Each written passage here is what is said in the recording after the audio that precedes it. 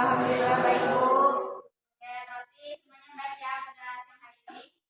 Oke, sebelum mulai pembelajaran kita pada hari ini, silahkan ketua kelasnya untuk berdoa terlebih dahulu supaya pembelajaran kita pada hari ini itu berjalan dengan lancar. Pada ketua kelas, silahkan. Untuk memulai pelajaran atau baiknya kita berdoa menurut kepercayaan masing-masing. Berdoa dimulai.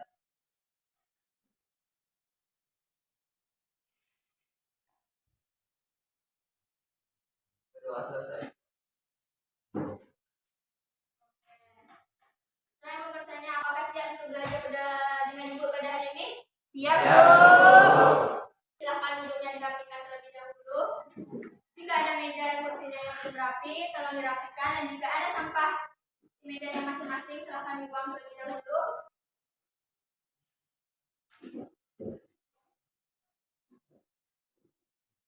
Saya mau bertanya, apakah di kelas ini hadir semuanya atau ada yang tidak hadir? Hadir semua, Bu. Oke, berarti di kelas ini semuanya Anda rajin ya. Oke, sebelum lanjut pembahasan materi kita tentang hari ini, yaitu tentang kromosom dan gen, ada yang tahu minggu kemarin kita sudah belajar tentang apa? Nabila? Benar. Minggu kemarin kita sudah belajar tentang kromosom ya. Walaupun minggu kemarin kita hanya membahas sedikit saja mengenai kromosom, maka sekarang kita akan membahas secara dalam lagi tentang kromosom dan juga kita tambah dengan gen. Oke, siapa yang tahu apa itu kromosom? Nah, kromosom adalah struktur nukleoprotein yang membawa informasi genetik. Kalau struktur ini terletak di sel yang diatur oleh sel. Benar ya, apa yang dibilang Nabila, bahwa kromosom itu merupakan pembawa gen yang terdapat di dalam inti sel atau nukleus, di mana kromosom ini berbentuk seperti benang-benang halus. Oke, sebelum kita masuk materi untuk pembahasan lebih lanjutnya, Ibu akan sedikit memberikan motivasi untuk kalian semua. Dimana motivasinya itu tidak ada rahasia untuk sukses. Ini adalah hasil dari persiapan, kerja keras, dan belajar dari kegagalan. Ada yang tahu apa makna dari motivasi tersebut?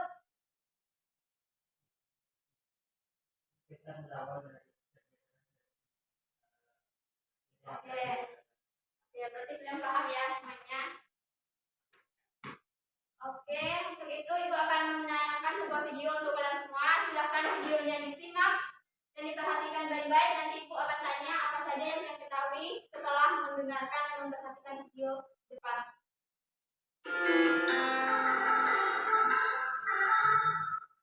What if we get to know the probability of us falling a prey to a particular disorder in advance? What if we can predict serious disorders like cancer using simple medical testing? Is that possible? Or is it just fiction? Well, no. It's already been done. The concept of genetic testing, or the technique in which our genes or chromosomes are tested, help us here. So what are chromosomes? We've always come across the same. Humans have 23 pairs of chromosomes. But what are they made up of? And where are they actually located in the cell? Let's try and answer all of these queries in this session. Here we have this simple cell as an example. Can you see the thread-like structures here in the nucleus? These threads are called chromatids. They are usually tangled in this fashion when present in a regular active cell. But what if this cell has to undergo division? Is it possible to divide this single cell into two equal halves with such a tangled bundle of threads? Of course not. Imagine we have these different colored threads tangled together. If we were to separate them, then what should be the first thing we should do? We will first separate each thread and then make separate bunches. In a similar way, even the cells separate these chromatin threads. This process is aided by condensation of the threads. It means these chromatin material will gradually start coiling like a telephone wire.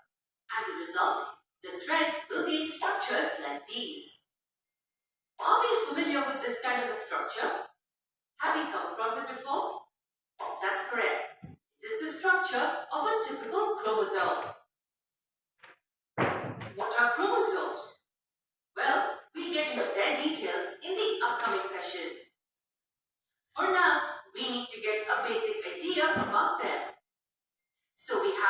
cell with threads sorted in. Baik, itulah video dari pembelajaran kita pada siang hari ini. Siapa yang tahu apa saja pembahasan yang terdapat di dalam video tadi? Oke, pada TV silakan. Dalam memahami topik ini kita memang cukup menarik. Namun untuk memahaminya, kita perlu mengetahui satuan keturunannya terlebih dahulu. Apa saja satuan tersebut? Apa saja faktor yang membawa informasi dari satu generasi ke generasi lainnya? Kromatid, kromosom, gen, dan DNA. Nah, dalam video ada beberapa pembahasan yaitu kromatid atau kondensasi benang, apa itu kromosom, gen, molekul DNA, dan materi. Baik, nanti itu ya yang terdapat di dalam video. Jadi setelah itu ibu akan memberikan sedikit penjelasan atau penguatan materi mengenai kromosom dan juga gen. Nah, pada yang pertama kita akan membahas yaitu tentang kromosom. Dimulai dari pengertian kromosom. Untuk Dani, apakah bisa baca seperti di depan? Yang kromosom itu adalah pembawa gen yang terdapat di dalam sel atau protein. Kromosom berasal dari bahasa Yunani yaitu dari kata krom yang berarti warna dan soma yang berarti badan. Kromosom dapat diartikan sebagai badan yang mampu melihat warna. Istilah kromosom digunakan pertama kali oleh Webber pada tahun 1848. Seperti itu ya, bahwa kromosom itu merupakan pembawa gen yang terdapat di dalam inti sel atau sering kita kenal dengan nama nukleus, di mana kromosom itu berbentuk seperti lurus, ada juga seperti batang ataupun bengkok. Di mana kromosom itu bentuknya strukturnya itu seperti benang halus. Setiap makhluk hidup itu memiliki kromosom yang berbeda-beda, di mana ukuran dari kromosom itu juga berbeda-beda. Terutama pada manusia, kromosom itu berjumlah 23 pasang atau 46 buah, di mana 22 pasangnya terdiri dari kromosom autosom dan sepasangnya lagi untuk kromosom gonosom. Kemudian yang selanjutnya yaitu ada struktur dari kromosom, di mana struktur dari kromosom itu terdiri atas 4. Yang pertama yaitu ada telomer, kemudian ada kromatid. Kromatid ini terdiri dari 4 kromatid yang identik. Kemudian ada lengan dari kromosom, yang mana lengan yang di atas ini disebut dengan lengan pendek. Kemudian lengan di bawah ini adalah lengan panjang. Kemudian yang bulat kecil di tengah yang berwarna merah itu disebut dengan sentromer. Kemudian kalau kromatid itu adalah lengan dari kromosom yang melekat di sentromer. Ini yang dinamakan dengan kromatid. Kromatid ini menempel dengan yang menempel pada sentromernya. Kemudian untuk lengan kromosom itu merupakan rangkaian DNA dan juga protein, di mana lengan panjangnya ini disebut dengan dilambangkan dengan I, kemudian lengan pendek ini dilambangkan dengan P. Kemudian itu ada juga sentromer. Sentromer ini bagian tengah dari kromosom yang berfungsi sebagai tempat pelekatnya kromosom. Kemudian juga ada telomer. Telomer ini adalah bagian ujung dari kromosom yang berwarna biru. Apakah sampai di sini kalian paham? Paham, Bu. Apakah ada yang ingin bertanya? Oke, sebenarnya tidak ya. Kita lanjutkan ke bahasan selanjutnya yaitu mengenai bentuk dari kromosom. Bentuk dari kromosom ini terdiri dari 2. Yang pertama itu berdasarkan fungsinya, kemudian yang selanjutnya itu berdasarkan sentromernya. Jika berdasarkan fungsinya itu ada 2, yaitu autosom dan gonosom. Autosom itu disebut juga dengan kromosom tubuh karena dia fungsinya itu untuk mengendalikan sifat tubuh. Ada yang tahu berapa jumlah kromosom dari autosom? Oh, benar ya, 22 pasang. Jadi kromosom autosom ini itu mengendalikan sifat tubuh baik itu dari warna rambut kita, warna kulit, gigi, warna mata, sebagainya. Kemudian untuk kromosom gonosom itu berfungsi untuk mengendalikan jenis kelamin. Ada yang tahu berapa jumlah kromosom autosom? Gonosom? pasang. Benar ya, bahwa kromosom itu terdiri dari satu pasang, di mana untuk laki-laki itu X, Y, sedangkan untuk perempuan itu adalah XX.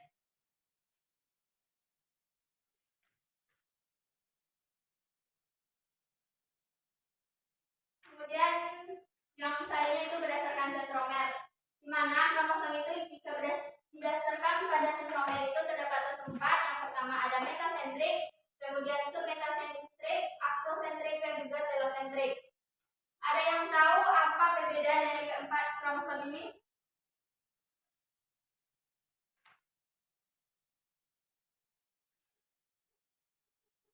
Sepertinya tidak ya. Yang pertama ada metasentrik. Metasentrik itu adalah telomernya, sentromernya itu tepat berada di tengah kromatit sehingga membagi lengannya sama panjang. Ini sehingga lengannya ini sama panjang, lengan pendek dan juga lengan panjangnya itu sama.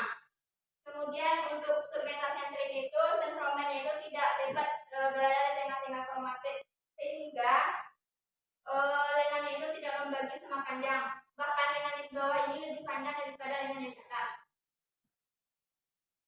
Kemudian untuk akrosentrik ini sentromernya itu terletak di ujung kromatit sehingga salah satu ujungnya itu lebih panjang daripada ujung yang lain. Kemudian untuk telosentrik ini sentromernya tepat berada di ujung kromatit sehingga hanya terdapat satu lengan, yaitu lengan panjang saja. Selanjutnya itu kita lanjut kepada sifat-sifat dari kromosom. Di sini ada 6 sifat dari kromosom. Kepada Zaki, membantu untuk membacakan. Baik, sifat yang kita lihat pada waktu yang sebelah mempunyai ukuran panjang 0,2 sampai 40 mikron. Selanjutnya sel prokariotik yang memiliki satu kromosom yang terdapat di luar inti sel. Sel eukariotik jumlah kromosomnya bervariasi menurut jenis organisme dan terdapat dalam inti. Umumnya memiliki susunan kimia yang terdiri di atas kromatin 60%, DNA dan RNA 5%, dan yang terakhir memiliki beberapa enzim yang terlibat dalam sintesis DNA dan RNA. Berarti benar ya bahwa ada 6 sifat dari kromosom, di mana bahwa kromosom itu hanya memiliki ukuran yang panjang yaitu 0,2 sampai 40 mikron. Kemudian umumnya susunan dari kromosom itu terdiri dari kromatidnya 60%, DNA dan juga RNA-nya itu hanya 5%. Sampai di sini apakah sudah semuanya paham? Jadi sekarang kita lanjut ya, pembahasan kita selanjutnya itu mengenai gen. Kepada Wafi, Gen adalah gen merupakan penekuan sifat bagi organisme hidup yang diturunkan atau diwariskan oleh satu individu pada keturunannya melalui proses evolusi. oke, berarti gen itu merupakan unit pewarisan sifat bagi suatu organisme yang diturunkan atau diwariskan kepada individu yang akan kepada keturunannya melalui proses reproduksi. Gen itu terdapat berpasangan, salah satunya itu dalam lokus pada kromosom yang homolog. Masing-masing gen dalam pasangan ini disebut juga dengan alel. Kemudian selanjutnya yaitu ada struktur dari kromosom. Ada yang tahu apa saja struktur dari kromosom gen?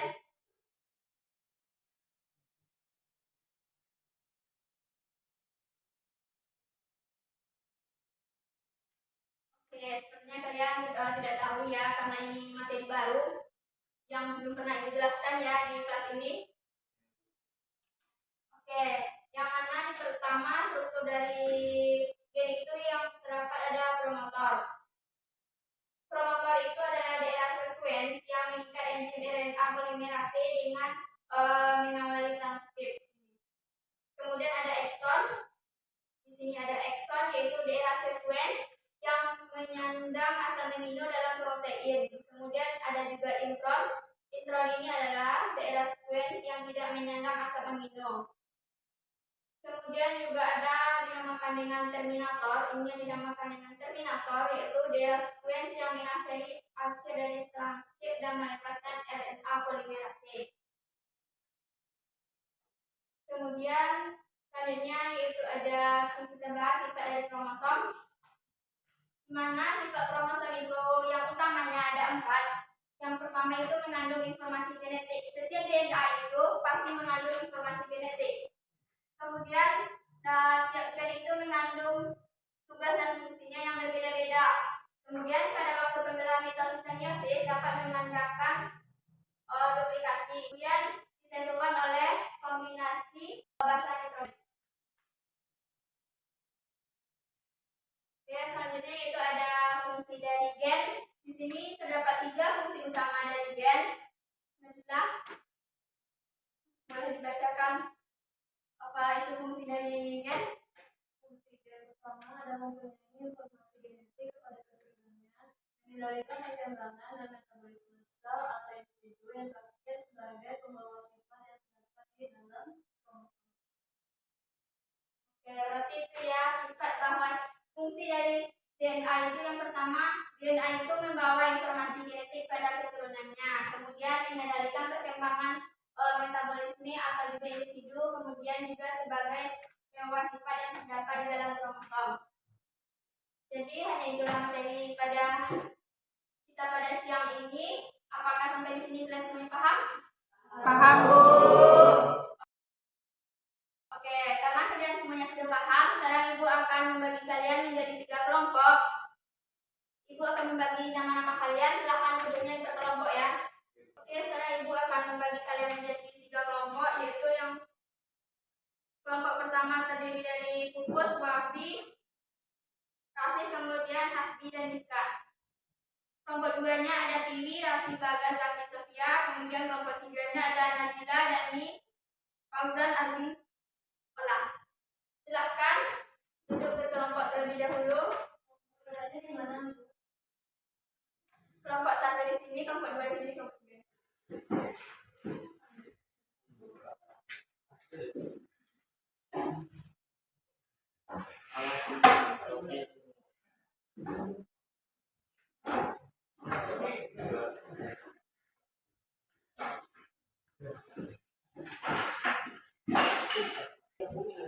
Oke, sudah duduk berkelompok semuanya? Oke, sekarang di sini itu sudah ada LKPD, di mana di dalam LKPD itu terdapat 3 pertanyaan. Silahkan kalian diskusikan dengan teman sekelompoknya pertanyaan yang cantumkan dalam LKPD-nya. Sebelum itu kalian harus membaca dan juga memahami teori dasar yang sudah Ibu cantumkan di dalam LKPD-nya ya.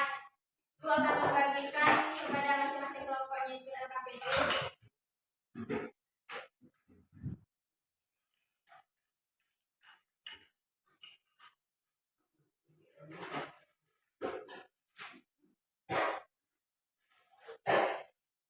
Oke, karena LKPD-nya sudah Ibu bagikan ke kelompok, sekarang silahkan kalian berdiskusi dengan anggota kelompoknya. Ibu kasih waktu selama 5 menit ya. Ya, Bu.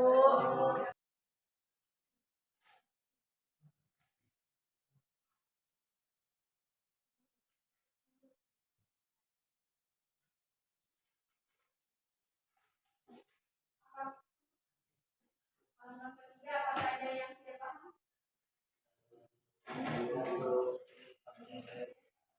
Bagaimana dengan kelompok 2?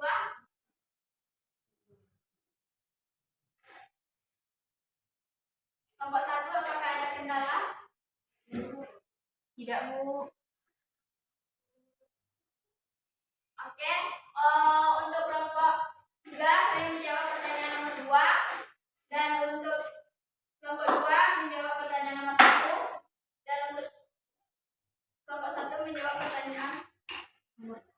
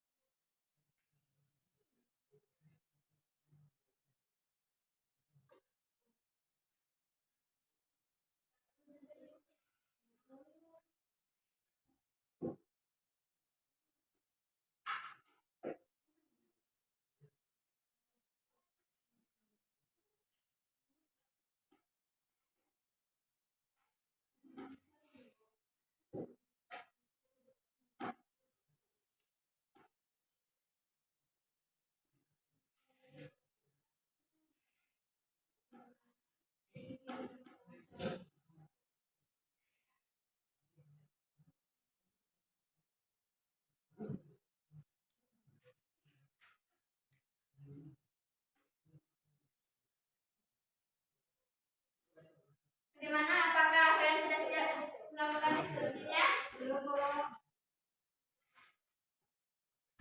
Oke, jika belum silahkan lakukan diskusi, jangan mengobrol dengan temannya ya.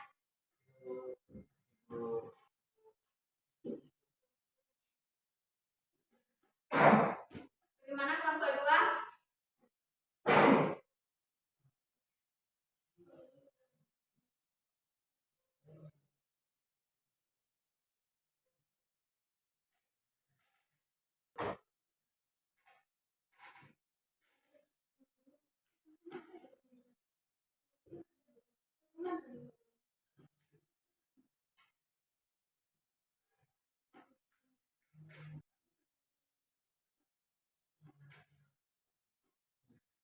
Oke, karena waktu diskusinya sudah habis, sekarang silahkan perwakilan dari masing-masing kelompoknya maju ke depan dan membacakan hasil diskusi kelompoknya.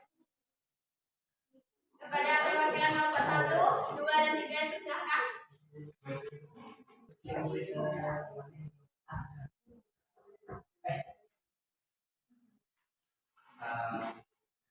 Assalamualaikum warahmatullahi wabarakatuh. Waalaikumsalam warahmatullahi wabarakatuh. Saya Dani, perwakilan dari kelompok 3. Hubungan antara gen dan kromosom, yaitu gen adalah bagian dari DNA. DNA sendiri terdapat di dalam kromosom. Dalam konteks ini, gen adalah seperti kalimat yang ada di dalam buku yang disebut dengan DNA. Kromosom adalah rak buku yang menyimpan buku DNA. Gen mengandung informasi untuk membentuk protein atau RNA yang memiliki fungsi biologis. Protein atau RNA ini dapat mempengaruhi sifat-sifat, penyakit, dan interaksi organisme dengan lingkungannya. Kromosom berisi DNA dan protein yang membentuk inti sel. Kromosom memfasilitasi proses pembelahan sel dan penyebaran informasi genetik dari induk ke keturunan. Kromosom juga mengandung daerah non-genetik yang berperan dalam regulasi ekspresi gen. Ini mencakup kromatif, enhancer, dan daerah lain dari DNA yang mengontrol kapan, di mana, dan sejauh mana sebuah gen diekspresikan. Kromosom dapat melakukan pertukaran genetik dengan kromosom homolog dalam proses rekombinasi meiotik. Hal ini menciptakan variasi genetik yang merupakan dasar dari evolusi dan diversitas biologis. Baik, nah itu saja. Assalamualaikum warahmatullahi wabarakatuh. Waalaikumsalam warahmatullahi wabarakatuh. Seperti itu ya hasil diskusi dari kelompok. Ya. Ya. Apakah dari kelompok lain ada jawaban yang berbeda atau malah jawabannya sama? Sama, Bu. Ya, berarti sama ya. Oke, untuk selanjutnya silahkan kepada kelompok 1 perwakilannya.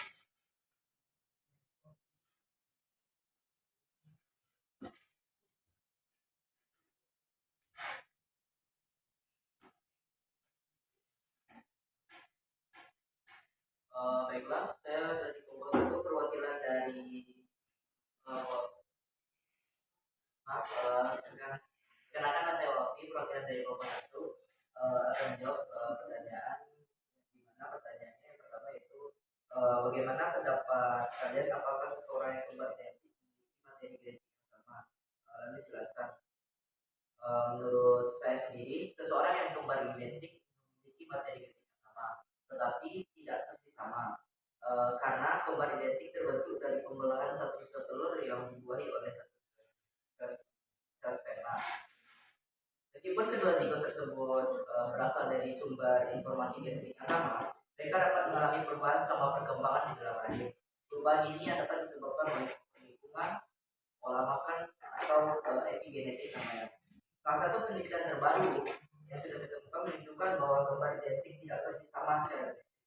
Meskipun memiliki DNA yang sangat mirip, penelitian ini dilakukan oleh para ilmuwan di Islandia yang mengurutkan DNA dari 387 pasang kembar identik dan orang tua mereka. Hasilnya menunjukkan bahwa ada variasi genetik antara pasangan kembar identik, meskipun angka yang ditunjuk sangat sedikit, yang hanya berkisar 0,0001% saja. Lalu pertanyaan kedua, menurut pendapat kalian bahwa pada umumnya kembar identik berdasarkan dari foto keturunan. Menurut pendapat saya tidak sepenuhnya setuju bahwa pada umumnya kembar identik berasal dari foto keturunan. Menurut beberapa sumber yang sudah saya temukan, kembar identik terjadi secara acak dan tidak dipengaruhi oleh usia ibu ataupun keturunan. Kembar identik hanya terjadi ketika satu sel telur dibuahi oleh satu sel sperma dan membelah nukli menjadi dua. Kembar identik memiliki gen yang sama, tetapi tidak persis sama karena perubahan selama perkembangan di dalam rahim.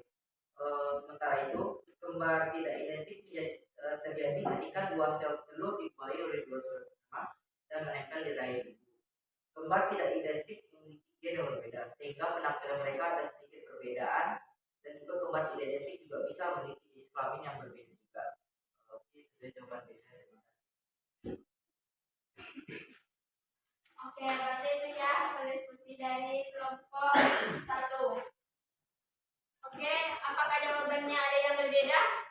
Sama, Bu. Oke, berarti sama. Kembali ke jawabannya. Silakan untuk kelompok terakhir yaitu kelompok 2. Perwakilannya untuk menentukan.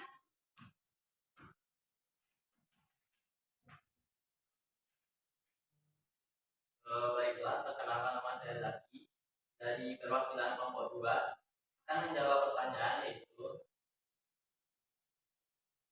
berdasarkan gambaran jalan dipaparkan dalam pertanyaan ini, jelaskan perbedaan dari keempat kromosom tersebut. Berdasarkan gambar tersebut menunjukkan 4 kromosom yang memiliki struktur yang berbeda. Berikut adalah perbedaan dari keempat kromosom tersebut. Kromosom pertama yaitu akrosentris. Sentromernya mendekati salah satu ujung lengan kromosom atau subterminal, dengan yang satu jauh lebih panjang dari lengan kromosom yang lain. Kromosom kedua submetasentris, dengan kromosom tidak sama panjang. Sentromer terletak tidak di tengah. Sentromer agak mendekati ujung salah satu lengan kromosom. Sentromer berada di daerah submedian. Yang ketiga yaitu kromosom metasentris, di mana kromosom metasentris memiliki 2 buah lengan yang sama panjang. Sentromernya tepat ada di tengah. Dan yang terakhir yaitu kromosom telosentris, di mana kromosom telosentris hanya memiliki sebuah lengan karena sentromernya terletak pada ujung salah satu lengan kromosom. Sekian jawaban. Baik, itu hasil diskusi dari kelompok terakhir ya. Jawabannya ada sama atau ada yang berbeda? Sama, Bu. Oke, terima kasih untuk perwakilan masing-masing kelompok pada pembelajaran kali ini. Nah, itulah pembelajaran kita pada hari ini mengenai kromosom dan juga gen. Dan untuk minggu depan kita akan belajar tentang DNA. Untuk itu silahkan kalian baca, kemudian tonton videonya, kalian resum materi mengenai DNA. Minggu depan akan Ibu tagih ya. Iya, Bu. Oke, sebelum Ibu tutup pembelajaran kita pada hari ini, siapa yang dapat menyampaikan kesimpulan tentang materi kita hari ini? Baik, kita silakan. Jadi, tema kita pada pembelajaran ini adalah pertama, kromosom merupakan teknologi yang tidak besar dan tidak. Kemudian kedua, berdasarkan struktur kromosomnya, kromosom itu dibagi lagi ada telomer, sentromer, dan dengan kromosom. Kemudian bentuk dari kromosom kedua itu berdasarkan fungsi dan berdasarkan sentromernya. Lalu dia merupakan unit keluarga juga dari organisme yang diturunkan oleh suatu individu kepada keturunannya melalui reproduksi. Kemudian strukturnya itu ada promotor, ekstron, intron, dan Baiklah, itu untuk kesimpulan pembelajaran kita pada hari ini. Sebelum sepenuhnya Ibu tutup pembelajaran kita pada hari ini, terlebih dahulu mari kita membacakan Alhamdulillahirrahmanirrahim. Alhamdulillahirabbil alamin. Baiklah, pembelajaran kita pada hari ini Ibu tutup sampai sini ya, karena sudah jamnya untuk istirahat. Assalamualaikum warahmatullahi wabarakatuh. Waalaikumsalam warahmatullahi wabarakatuh.